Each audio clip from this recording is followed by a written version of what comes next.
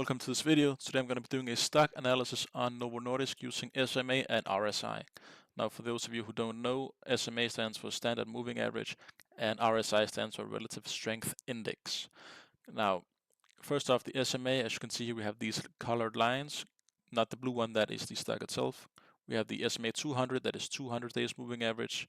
We have the red one, that is a 10-day moving average, and we have the orange one, which is a 50-day moving average. Now, as you can see here, I'm just going to explain it. Once the small ones, let's say the 10 and 50-day average, crosses above the longer ones, 200 is always the max you should use an SMA, otherwise it doesn't work.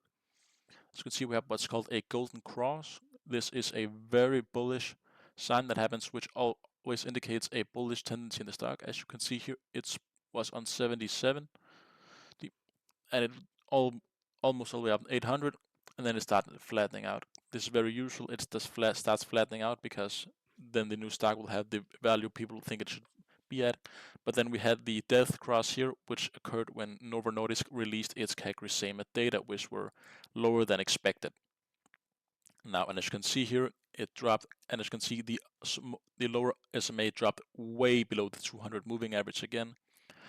And as you can see down here in the RSI index as well, it dropped to an almost 4, which is crazy low. And as you can see, it immediately spiked again because people knew down here this price average, it was simply way too cheap. And as you can see also today, after the spike after it had a very nice amycretin project released showing that it had very nice data about the semaglutide and the amylin combined drug. As you can see here, it spiked crazy all the way up to 85.6, which is next level, which also is why it tanked again right after, because it's way too overbought up here. For those of you who don't know what an RSI is, it is a relative strength index, and when something is over 70, it is considered overbought. When something is below 30, it is considered oversold. So that is why often when you see it cross either of these two lines, it immediately jumps between this interval again. As you can see here and here, all of these little tops, it goes below again immediately. And once again, these here, when it dips below, it goes above immediately into this, which shows the current, which is the current price, or the price index. As you can see, there is quite, people don't really know what to make of it because it spikes and drops low a lot. That is a bit unusual. It's normally stays, let's say from 50 to, let's say, maybe 65 and then down to 35, but never above and below all the time. That is because the Novo Nordisk stock, as you well know, is a weight loss drug, which is why it is quite volatile. So yeah, that is the technical side, and now I'm going to be going over some of the financials from Novo Nordisk. Now firstly, if we look at the competitors for Novo Nordisk, as you can see in this graph here released in the Q3 earnings, we can see they still sit on a very large amount of the GLP-1 market, 65%, Eli Lilly in second with 32%, and then others in 3%, which is basically nothing. So Novo Nordisk is in a very strong stance to really capture this market.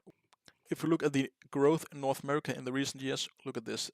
We can see insulin is the dark blue one that has been smaller and smaller all these years, and then GLP-1 and obesity care has boomed a lot. As you can see here, mainly insulin, but that is simply dropping, and obesity care, which was basically non-existent here, is very large over here in 23 and 2024. We're only 9 months in at this point. This is the Q3 earnings. And the GLP-1 has also just exploded. That is what is in Wegovy and Ozempic.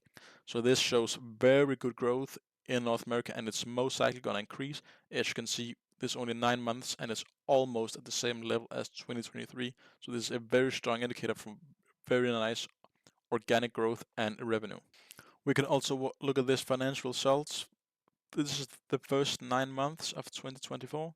As you can see, it is quite a bit bigger, 23% bigger than the year prior, $204 million.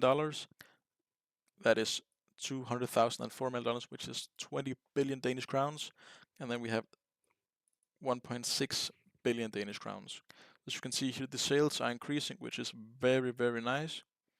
And also the operating profit, once again, is very, very high. Operating margins is increasingly big.